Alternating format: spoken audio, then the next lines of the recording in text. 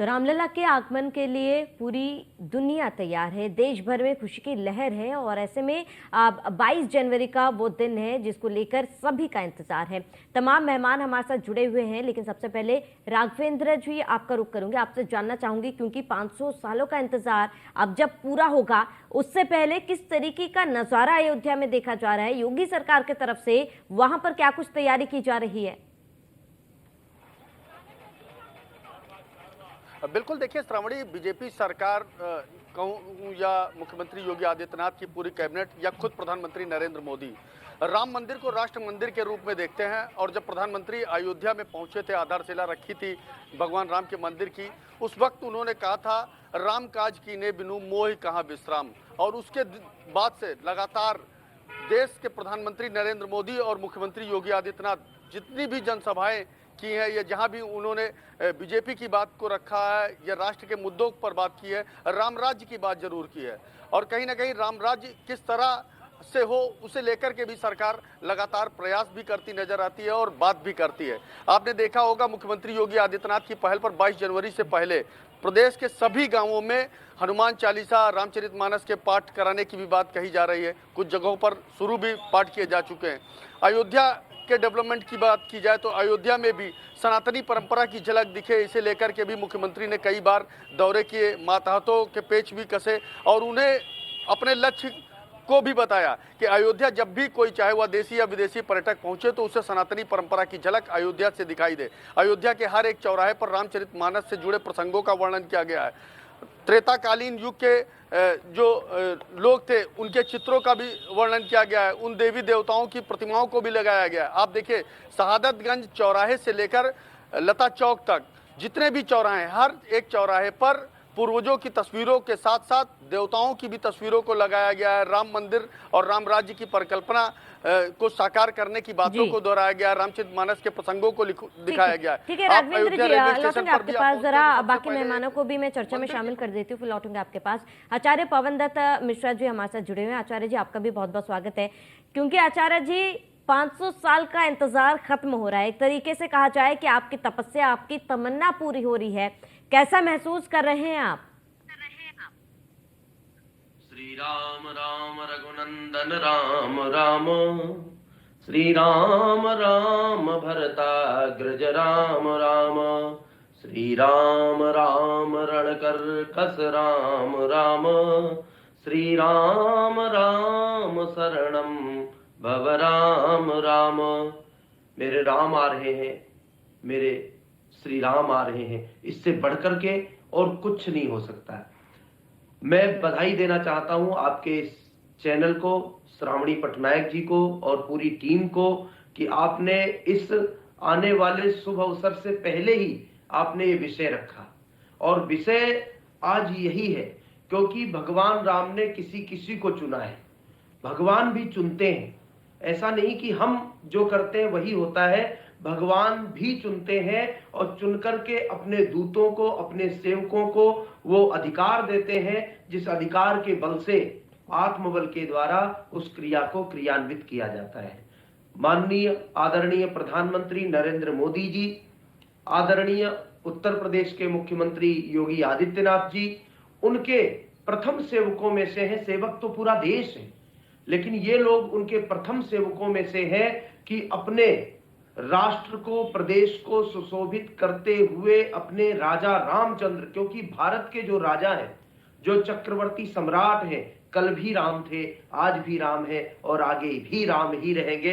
इसलिए राम को भजना, राम को सेवना, राम को समझना, राम की मर्यादा, राम की संस्कृति, राम का सभागार, राम का सदाचार, राम का जीवन हमारे प्रत्येक मनुष्य के जीवन से जुड़ता है। उन्होंने किस प्रकार से अपने आप को चलाया, किस प्रकार से अपनी संस्कृति को चलाया, किस प्रकार से अपने पूर्वजों को, अपने ऋषि मुनियों को सम्मान दिया, किस प्रकार से उन्होंने अपने राज्य को चलाया, सुशोभित किया, किस प्रकार से उन्होंने अपने राज्य के छोटे से छोटे व्यक्ति के पास जाकर के उसके दुख को समझा, उसके कष्टों का निवारण किया।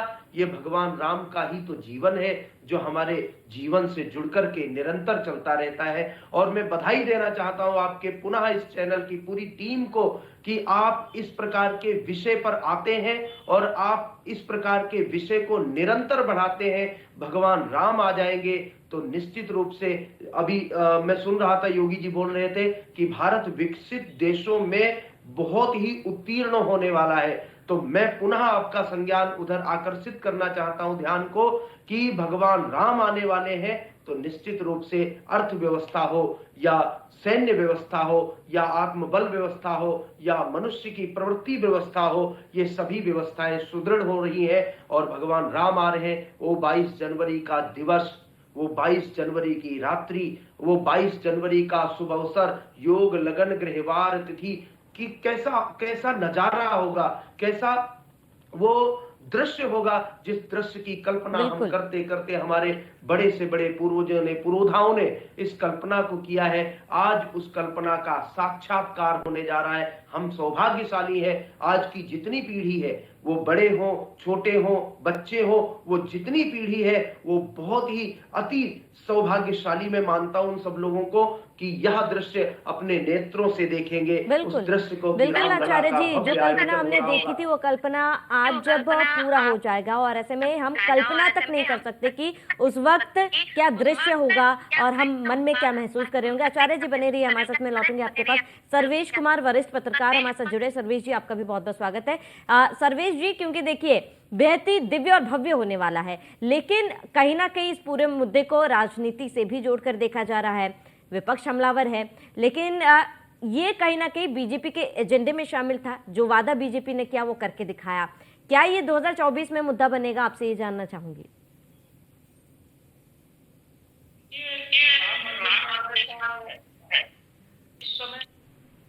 चुनाव से कोई संबंध नहीं है, क्योंकि सर्वोच्च न्यायालय का फैसला 2019 में 9 नवंबर को आया और उसके बाद 5 अगस्त 2020 को मंदिर का निर्माण शुरू हो गया। प्रधानमंत्री नरेंद्र मोदी जी स्वयं वहां उपस्थित हुए और मंदिर का निर्माण कार्य, जैसा कि 2020 में ही कहा गया था कि हम इसको 2023 तक का लक्ष्य था, लेकिन 2024 में जनवरी तक ये पूर्ण हो रहा था। राजनीति में कुछ लोग ऐसे दल हैं जो हर चीज में राजनीति ढूंढते। राम मंदिर का निर्माण पूर्ण हो रहा है और ये 120 करोड़ हिंदुओं और विश्व भर में रहने वाले हिंदुओं आकांक्षाओं की पूर्ति है। इसमें किसी भी दल को विरोध नहीं करना चाहिए और राजनीति भी नहीं, बल्कि इसका स्वागत करना चाहिए।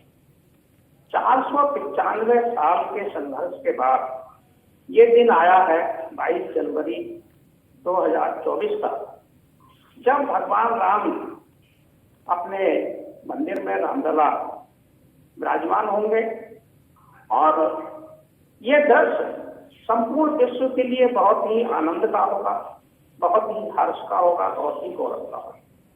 राजनीति जो लोग कर रहे हैं, हो सकता है लोकसभा चुनाव में लोग इसका राजनीतिक लाभ भी स्वाभाविक रूप से मिल सकता है भारतीय जनता पार्टी, क्योंकि भारतीय जनता पार्टी के एजेंडे में राम मंदिर निर्माण था, ये बात सही है।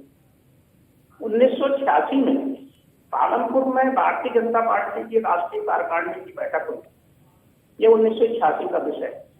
उस समय भारतीय जनता पार्टी ने प्रस्ताव पारित करके राम मंदिर निर्माण का संकल्प लिया और भारतीय जनता पार्टी के कार्यकाल में ही सरकार नहीं, उनकी सरकार का कार्यकाल है, उसी में राम मंदिर के निर्माण के लिए फैसला आया सर्वोच्च न्यायालय का। ये फैसला न्यायालय का है, सरकार का फैसला नहीं है। बिल्कुल 30 सितंबर 2010 को इलाहाबाद उच्च न्यायालय की लखनऊ खंडपीठ ने इसमें फैसला दिया और उस इलाहाबाद हाईकोर्ट के फैसले में ही यह तय हो गया था कि जो विवादित स्थल है वह राम जी का स्थान है, जन्म स्थान है। ये इलाहाबाद हाईकोर्ट ने ही मान लिया था, लेकिन चूंकि उसका 3 पक्षों में विभाजन किया गया था, इसलिए तीनों पक्षों ने इस फैसले को, हिंदू पक्ष ने भी और मुस्लिम पक्ष ने भी, दोनों ने नहीं माना था और सर्वोच्च न्यायालय में गए। लेकिन राम मंदिर का निर्माण के लिए जो लंबा संघर्ष हुआ है, लगभग 70 संघर्ष हुए हैं अभी तक राम मंदिर निर्माण के लिए। अब इस समय जो सरकार है, ये योगी आदित्यनाथ जी की सरकार है। योगी आदित्यनाथ जी ने अपने दायित्व की पूर्ति की है, क्योंकि जिस मठ से योगी जी आते हैं, इस मठ का राम मंदिर निर्माण में बड़ा योगदान है। महंत अवैधनाथ जी जो योगी जी के गुरु थे, वे राम जन्मभूमि मुक्ति यज्ञ समिति के अध्यक्ष थे। मुक्ति यज्ञ समिति अप्रैल 1984 में दिल्ली में विज्ञान भवन में पहली धर्म संसद हुई थी।